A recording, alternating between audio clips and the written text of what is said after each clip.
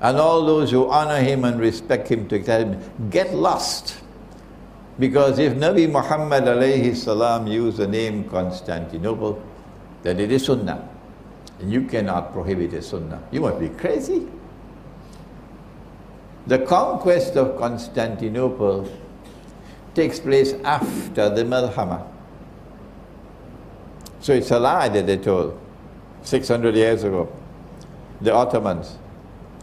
That the Ottoman conquest of Constantinople in 1453 fulfilled the prophecy of Nabi Muhammad alayhi salam. That's a lie. The Malhama has not taken place as yet, Sultan Muhammad Fateh. Why are you lying like this? Yeah, you're a liar. They honor you, we say they honor you in Turkey and we say you're a liar. Because the conquest of Constantinople, prophesied by Nabi Muhammad alayhi salatu wasalam, is still to come. I know it's going to give headaches to NATO. I know NATO is scared now when they listen to lectures like these. Because this is Muhammad alayhi salatu wasalam speaking. This is not Nawaz Sharif speaking. It's Muhammad alayhi salatu wasalam speaking. What happens after the Malhama? What do we do? Those of us who die are the lucky ones. I hope and I pray that I am one of the lucky ones. We die. Even if you die before the Malhama, you are lucky. This is a nice time to die. This is a good time to leave the world. After the Malhama is going to be a terrible world. Those who survive the Malhama, I don't know how you're going to live. No sunlight. For I don't know how many days, no sunlight.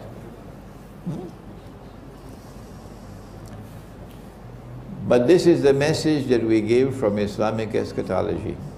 And may Allah take these words of mine all over the world.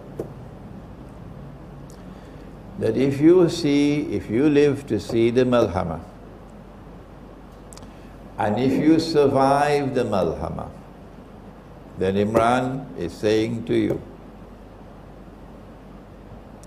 on the basis of the prophecy of Nabi Muhammad sallallahu ta'ala alayhi wa sallam, if you are young enough and strong enough to fight, then make some preparations for your family and head for Constantinople. Wherever in the world you may be, give up everything else. Leave Indonesia. Leave Malaysia. No government can stand in your way. The followers of Muhammad alayhi salatu wasalam, all over the world, as soon as the Malhama takes place, are going to head for Constantinople. Because he said, sallallahu ta'ala alayhi wa sallam, لَتَفْتَحَنَّ الْقُنْسْتَنْتِنِيَّةِ, you will most certainly conquer Constantinople. وَلَنِعْمَ الْأَمِيرُ آمِرُهَا, what a wonderful commander will that be of that army. وَلَنِعْمَ الْجَيْشُ ذَلِكَ الْجَيْشَ, and what a wonderful army that would be, that will conquer Constantinople. But there are, both in the Quran and in the Hadith, indications that we will conquer Constantinople on the basis of an alliance with Orthodox Christians. It will be a Muslim-Christian army that will conquer Constantinople. Which Christians will this be? Does Allah speak about Christians in the Quran with whom we can have such a relationship? Shall I remind you? Yes, it's there in the Quran, but we don't take time to study the Quran. No, we have too much time in the traffic in KL to study the Quran. وَلَتَجِدَنَّ أَقْرَبَهُمْ مَوَدَّةً لِلَّذِينَ آمَنُوا الَّذِينَ قَالُوا إِنَّا نَصَارَى. And you will most certainly find in time to come that those who will be closest in love and affection for you would be a people who proclaim, we are Christians. That couldn't be British and American and French Christians, because they hide their religious identity. They secularize their religion. It has to be a different kind of Christian who proclaims my identity. I am Christian. It can only be the Orthodox Christian. That's not all. ذَلِكَ بِأَنَّ مِنْهُمْ قِسِّيسِينَ.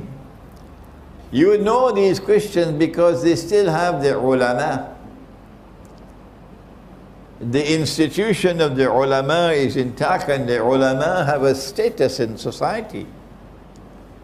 In that Christianity out there where a man could marry another man and get a marriage certificate, the priest is the laughing stock of the world. In this Christianity out here, Orthodox Christianity, the ulama or the priest still have a status, high status. ذَلِكَ بِأَنَّ مِنْهُمْ كِسِّيسِينَ وَرُهْبَانًا. There'll be another way you can recognize these Christians. What is it? They still have monasticism. In Britain and in France and in the United States and Canada, the monastery is now McDonald's hamburgers, or Kentucky Fried, or Pizza Hut. There are no more monasteries. The monastic way of life is gone. But in this part of the Christian world, the monastery is still there. The monk still has an important place. The monastic way of life is still treasured, which is why Kosovo is such a difficult problem. Because Kosovo is the heart of the monastic life of the Orthodox Christian. And the Ottomans knew that. And Bill Clinton knew that very well at Daytona. Oh yes, he knew it. They're devils. So this is the Christian who will be the closest in love and affection for you. But one more thing by which you can recognize this Christian with whom you will make an alliance. وَأَنَّهُمْ لَا يَسْتَكْبِرُونَ. They're not an arrogant people. The British, the French, the American, the German, the Canadian, they want to rule the world. They want us to all become carbon copies of themselves.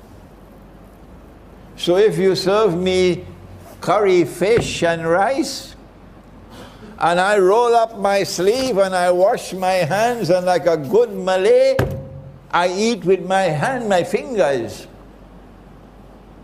That's the only way you could eat curry fish and rice. Huh?